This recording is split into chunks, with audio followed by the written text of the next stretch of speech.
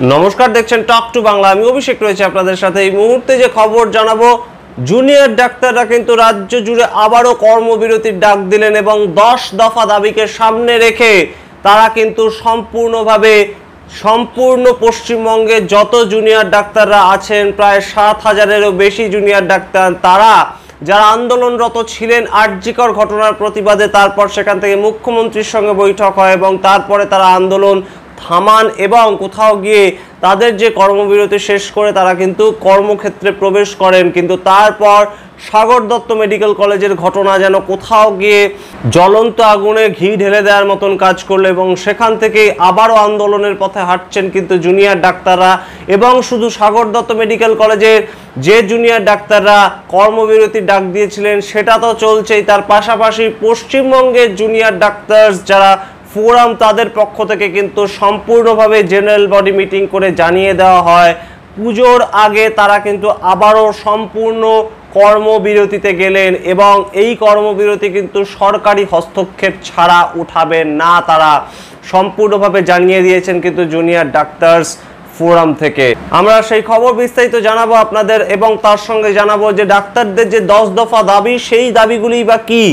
কিন্তু তার আগে অবশ্যই টক টু বাংলার ইউটিউব চ্যানেলটিকে সাবস্ক্রাইব করুন এবং প্রত্যেকটি ভিডিও লাইক, কমেন্ট, শেয়ার করে বন্ধু বান্ধব পরিচিত মনে ছড়িয়ে দিন। Talk to Bangla. আসছি খবরে।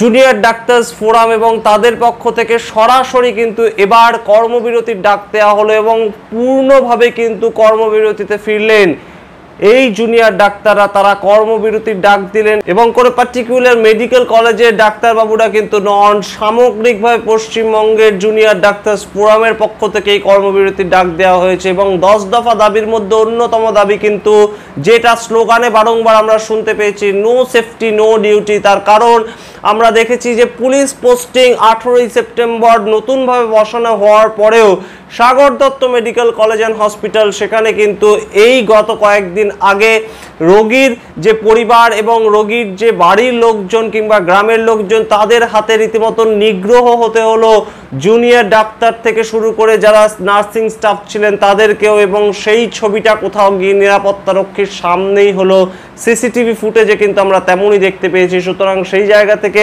সেফটির অভাব যে কোথাও বোধ করছেন জুনিয়র ডাক্তাররা, এবং সেটা কিন্তু Sagar Dutta medical college and hospital শুধু সেই ক্ষেত্রেই নয়, গতকালও একটি ঘটনা ঘটেছে বর্ধমান মেডিকেল কলেজে।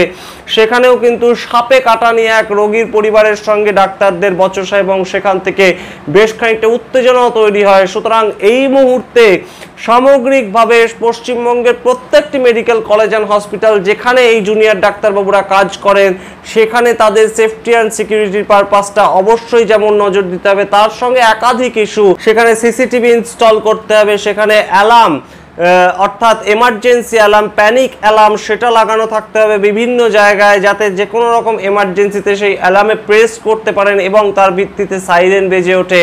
সুতরাং সামগ্রিকভাবে এছাড়াও যে সমস্ত দাবিগুলো উঠছে যে ডিসি নর্থ, এই আরজিকর ঘটনার দিন যিনি ডিসি নর্থ ছিলেন তাকে এখনো পর্যন্ত রাজ্য সরকারের তরফ থেকে কিন্তু ট্রান্সফার করা হয়নি, তাকে কিন্তু সরাতে হবে তার পদ থেকে। এবং তাছাড়াও স্বাস্থ্য দপ্তরের যিনি অত্যন্ত গুরুত্বপূর্ণ পদে আছেন নারায়ণ বাবু, তাকেও কিন্তু তার পদ থেকে সরানোর দাবি রাখছেন জুনিয়র ডাক্তাররা। এবং তাছাড়াও যে সমস্ত দাবিগুলো আরও উঠছে এই সংক্রান্ত, যে আরজিকর ঘটনার যে মামলা চলছে সেই তদন্ত খুব দ্রুত গতিতে করতে হবে, দোষীদের ধরতে হবে। এবং শুধু তাই নয়, তার সঙ্গে যে বিষয়টি আরও গুরুত্বপূর্ণভাবে স্থান পেয়েছে এই জুনিয়র ডাক্তারবাবুদের যে দাবিগুলোর মধ্যে, সেটা কিন্তু থ্রেট কালচার, যে কথাটা গত 2 মাস ধরে কিন্তু রাজ্য রাজনীতিতে অত্যন্ত পরিচিত একটি শব্দ বন্ধ হয়ে উঠেছে। সেই থ্রেট কালচারের কোথাও গিয়ে সম্মুখীন হতে হচ্ছে এই যারা জুনিয়র ডাক্তারবাবুরা কাজ করতে যাচ্ছেন তাদেরকে। সেই থ্রেট কালচার সম্পূর্ণভাবে